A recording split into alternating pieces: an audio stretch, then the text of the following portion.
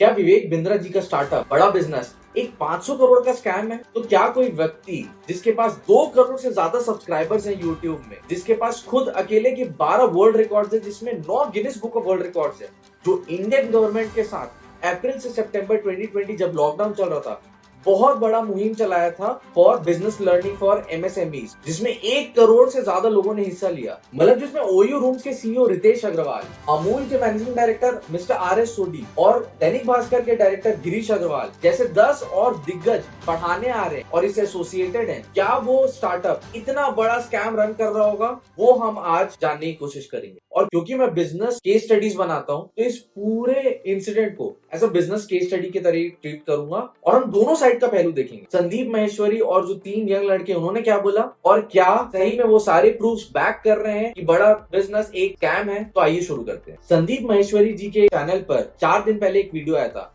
जहां उन्होंने करीब 3 यंग लोगों से बात की। वो बहुत ज्यादा हताश थे और उन्होंने करीब ऐसे स्टोरीज बताए जिसमें उन्हें 35,000, 50,000 और किसी किसी सिचुएशन में 1 लाख या उससे ज्यादा का भी नुकसान हुआ है, क्योंकि जैसे ही उन्होंने इन कोर्सेज को सब्सक्राइब किया बड़ा बिजनेस में, उन्हें कोई भी वैल्यू इससे नहीं मिल पाया। बाद में संदीप माहेश्वरी जी के पोस्ट से पता चला कि वो विवेक बिंद्रा और उनके स्टार्टअप बड़ा बिजनेस के बारे में बात कर रहे हैं। कोई भी स्टार्टअप तभी स्टार्ट होता है जब वो कोई प्रॉब्लम सॉल्व कर रहा है। अगर वो कोई प्रॉब्लम सॉल्व नहीं कर रहा है तो वो स्टार्टअप बहुत समय तक चल ही नहीं पाएगा और बहुत जल्दी ही फेल हो जाएगा। बड़ा बिजनेस के केस में उन्होंने एक मार्केट नीड आइडेंटिफाई की जिसमें लोगों को बिजनेस समझना है, बिजनेस के बारे में सीखना है कि कैसे बिजनेस करें, कैसे स्टार्ट करें, कैसे कंपनी रजिस्टर करें, कैसे अपने पहले कस्टमर्स लाएं, वगैरह वगैरह करके बहुत सारी चीजें जो कि उन्होंने अपनी वेबसाइट में भी लिखी हुई है। लेकिन अभी स्कैम कैसे हो सकता है? स्कैम का डेफिनेशन है अब फ्रॉडुलेंट और डिसेप्टिव है। मतलब आप जो कह रहे हो कि आप प्रोवाइड कर रहे हो, आप वो प्रोवाइड नहीं कर रहे हो। According to an entrepreneurship professor from Harvard,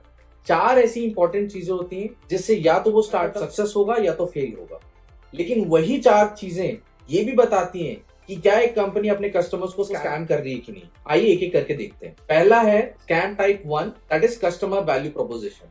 इसका मतलब कि जो प्रोडक्ट या सर्विस स्टार्टअप प्रॉमिस कर रही है अपने कस्टमर्स को प्रोवाइड करेगी, वो उन्हें प्रोवाइड नहीं कर रही है, तो ये डेफिनेटली एक स्कैम हो जाएगा। दूसरा होता है GTM, which is also known as go to market. मतलब जिस हिसाब से आप लोगों को ला रहे हो उसमें भी स्कैम हो सकता है। अगर आप सही तरीके से लोगों को नहीं ला रहे हो, मैनिपुलेट कर रहे हो, तो वो डेफिनेटली एक स्कैम होगा। मतलब आप झूठ बोल के लोगों को मैनिपुलेट करके ला रहे हो तो उसे भी स्कैम कहते हैं। थर्ड होता है टेक और ऑपरेशंस रिलेटेड स्कैम। मतलब जो भी आपके पास डेटा आ रहा है अपने पेइंग कस्टमर्स का, उस डेटा का आप मिस यूज कर रहे हो, वो डेटा को बेच दे रहे होगे या कुछ भी कर रहे हो जो कि उनके सहमति के खिलाफ है, तो वो भी एक प्रकार का स्कैम होगा। और चौथा होता है payment related scams. For example, आपने एडवांस फीस ले ली और आप सोचिए कोई प्रोडक्ट देने का तो छोड़िए, आप सब कुछ छोड़ के भाग ही गए हैं, तो इसे हम कहते हैं पेमेंट रिलेटेड स्कैम्स। तो डेटा रिलेटेड स्कैम्स और पेमेंट रिलेटेड स्कैम्स की आशंका इस केस में, बड़ा बिजनेस के केस में नहीं है ज्यादा।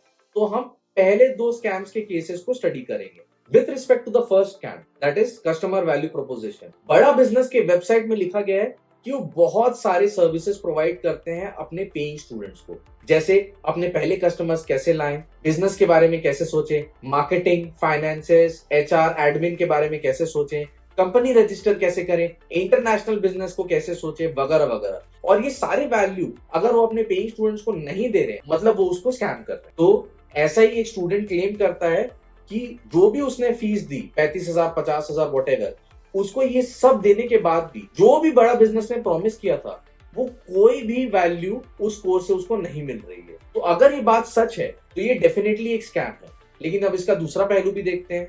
हमें ये जानना जरूरी है कि जो बंदा बोल रहा है वो क्या सचमुच में एक पेइंग स्टूडेंट था विवेक बिंद्रा जी का कि नहीं। जैसे मैंने भी एक कोर्स सब्सक्राइब किया है फ्रॉम एन एजुकेटर, तो मुझे एक मेल आया है प्रॉपर, तो मेरे पास इस सबके प्रूफ है।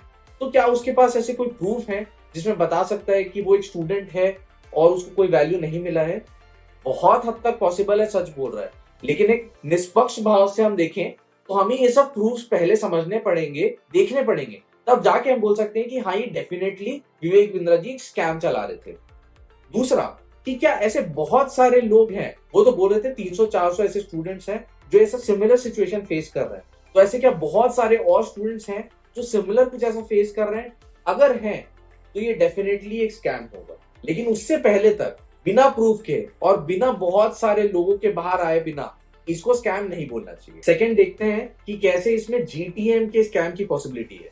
जो भी लोग इसमें ऑनबोर्ड हो रहे थे एज पेइंग स्टूडेंट्स, उनका काम आखिरी में क्या हो जा रहा था, ऐसा उनका कहना है कि वो अपने दोस्त यार रिश्तेदार जो भी उनके नजदीक हैं उनको ऑनबोर्ड करने का काम उनका हो जा रहा था। मतलब अब जो भी नए ऑनबोर्ड होंगे वो कोर्स के एक्चुअल बेनिफिट के बजाय अपने नियर एंड डियर वंस के द्वारा मैनिपुलेट होने के बाद इसमें आएंगे। ये क्लासिक एमएलएम टेक्निक है जिसमें कोर्स पे उतना ज्यादा फोकस नहीं जाता या वैल्यू पे उतना ज्यादा फोकस नहीं जाता, क्योंकि ऐसा कुछ होता ही नहीं है ज्यादा वैल्यू देने लायक। तो आखिरी में आदमी क्या करता है, क्योंकि उसने 50,000 रुपए तो फंसा दिए, तो अब उस 50,000 को रिकवर भी करना है, तो उसके लिए लोग क्या करते हैं, अपने दोस्त या रिश्तेदार को ऑनबोर्ड करना चालू कर देते हैं और जो कोर्स के फीचर्स हैं उसको झूठा बता के, और बताना पड़ता भी है क्योंकि अल्टीमेटली क्या होता है, उनको अपने पैसे रिकवर करने, तो मैनिपुलेट करके लोगों को ऑनबोर्ड किया जा रहा है फॉर पेइंग कस्टमर। और इस प्रकार से इनका जीटीएम भी एक प्रकार से स्कैम हो सकता है। तो ये स्कैम प्रकार 2 बोला जा रहा है कि बड़ा बिजनेस में फॉलो हो रहा है। बट अगेन अब इसका दूसरा पहलू भी देख लेते हैं। ये सारी चीज का प्रूफ होना जरूरी है। हो सकता है कोई रिकॉर्डिंग होगी, कोई मेल होगा, कोई टेक्स्ट होंगे, जो भी होगा, कि बहुत सारे जो भी इतने सारे लोग जुड़े हैं, 1 लाख प्लस लोग जुड़े हैं, वो इसी टेक्निक द्वारा जुड़े गए। अगर ऐसे बहुत सारे लोग आके बोलते हैं तो डेफिनेटली ये प्रूफ हो जाएगा कि इसका जो जीटीएम है, गो टू मार्केट, जिस प्रकार से पेइंग कस्टमर्स को ला रहे हैं, वो भी एक स्कैम है। मतलब अगर ये सारी बात सही है कि जो भी कोर्स में बोला जा रहा है वो नहीं मिल रहा है और ये सचमुच में एक स्कैम है, बहुत सारे लोग को भी सेम इश्यूज हो रहा है, तो ये बहुत बड़ा स्कैम हो सकता है। एक न्यूज आर्टिकल के हिसाब से बड़ा बिजनेस के पास करीब 1 लाख से ज्यादा सब्सक्राइबर्स या पेड सब्सक्राइबर्स हैं, और अगर हम एवरेज ऑर्डर वैल्यू भी रखें 35,000 से 50,000, तो ये करीब 350 से 500 करोड़ रुपए का स्कैम हो सकता है। लेकिन जब तक कुछ प्रूफ नहीं हो जाता, इसको बोलना कि ये स्कैम है गलत होगा। तो हमें दोनों साइड को समझना चाहिए।